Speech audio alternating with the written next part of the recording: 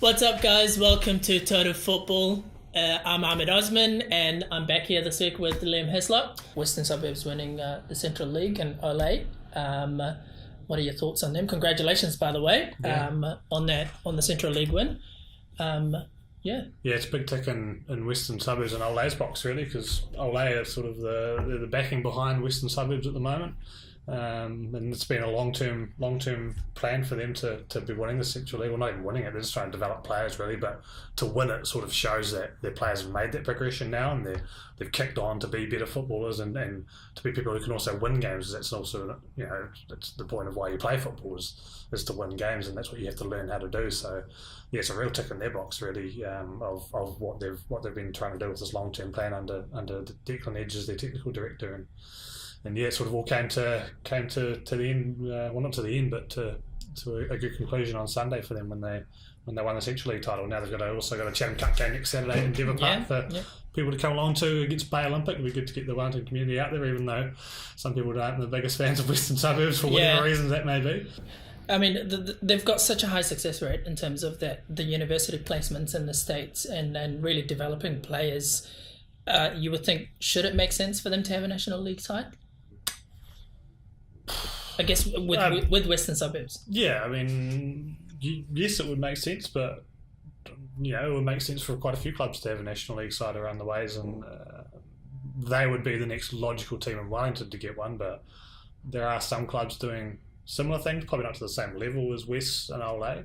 They're very, very, very good at what they do, and they're passionate about it, and they're very, strong in their views about what they think, how you develop players and what they think they need to be able to develop in, and part of that is a National League setup, and they will play a lot of local players as opposed to some franchises and clubs who don't play a lot of local players, so they tick a lot of boxes in that regard. But just at this stage, unfortunately, the New Zealand football framework and what they want to do with the competitions is that it's going to stay as 10 teams until 2020, and then they're going to look at either taking it, expanding it by 2 teams, or they're going to take it to a promotion relegation setup, which I just don't think will work. But that's another topic altogether.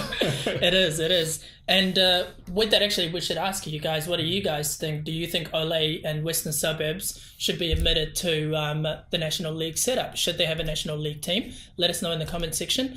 And so this sort of essentially brings us to the game against the Wellington Phoenix last Tuesday. Yeah. The pre-season friendly.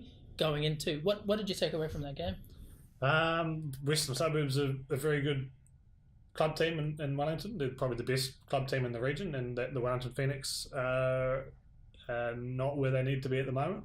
In terms of, they need more players. They need players back from injury. They sort of had a shell of a team out there. They had some, they probably had 7 regular people who you'd expect to be starting when the season starts, who started for them, and then a sort of a smattering of younger guys around.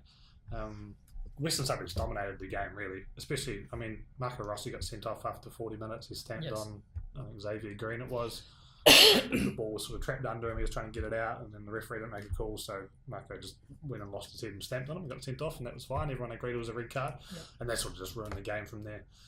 Western Suburbs put their entire second team on, which is a Capital Premier team, in the second half, passed the ball around, were happy to just knock it around the horseshoe at the back and hold possession, and didn't create many chances. Phoenix didn't create many chances, and it was just your classic pre-season hit out, really, and a classic midweek game for a team which didn't really, it was just a training run for them, for Western Suburbs. I guess, going into, obviously the Phoenix now have a FFA Cup coming up, game coming up against Western Sydney Wanderers, which I think is tomorrow. It's tomorrow, yes. It's tomorrow night. You may not know that because there hasn't been a lot out there, but that's right. Do you think they're well prepared going into this game? I think they're well prepared defensively. I think they're going to really struggle because Western Sydney have a proper A-League squad. Yep. They've got probably 15 to 16, 17, 18 really good players already signed. You look at they've been making quite a lot of signings. Yeah, and that's what Popovich does. Though he just turns the squad over, and he turns them over quickly, and then he gets this new squad together. He gets them together very early. It is football, and anyone can win in football, but they're going to have from last year starters playing tomorrow. They're probably going to have Marco Rossi, McGlinchey, Roy Krishna, and that'll be about it. And then they'll have the new signings, Galloway and Goran Podaski, who's a pretty good holding midfielder by the looks of it. But they're going to have the likes of probably, I don't know, Logan Rogerson starting up front with Sarpik Singh behind him. They're going to be missing Andrew Durante's injured until the middle of August. Guy Finkler's done his calf for a couple of weeks, so he's not going to be playing. And then, Matty Redenton's probably still on the way back from his knee injury. They're not going to risk him at this point of the season. So, I mean, it's hard to see them winning tomorrow because they're going to be coming up against a team which is a proper A-League squad, and they're going to have guys on the bench who are playing Central League football. So, I mean, that's just where those two clubs are at this point of the season. It's still 2 months before the season starts, so there's no point in going, the Phoenix are crap, they're not going to be any good this season, because that's just the weird part of the FFA Cup is that they play it 2 months before the season starts. Yeah. I know it's there because they want their National Premier League, their winter teams to have a chance and to be playing in their season. They don't want them playing in November and October, because that wouldn't make any sense for them. It would be 2 months after their season finished. So it's an odd competition. It shouldn't be looked at as anything other than a preseason game, a preseason head-out for the Phoenix. Should it really be looked at as a preseason head-out rather than they might get pumped 4-0, or they might battle away for a 2-0 loss, or they'll scrap a 1-0 win. It doesn't matter what they do really. It's not going to have any bearing whatsoever on anything going forward. What you probably want to see from them, I suppose, is good organisation and good defensive work. That's what they've been working on in training. That's what Darajay Kalajis, the coach, has said that they want to be showing at this stage of the season. The attacking stuff can come later once they actually sign a striker. They've got room for one more import, and I reckon at least 3 more players, proper players. Not development players. Although Sarpik signed as a professional now, so he takes a spot.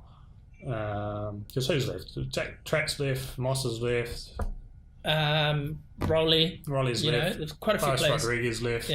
So they've still got room to work. They have to sign a number 9 striker up front, someone who can lead the line. He has to be an import. He's going to be an import. They've pretty much got him lined up from what I can ascertain. I don't know who it is, but he'll be here in the next couple of weeks, you hope, because he needs 6 weeks probably to gel with the team. Exactly,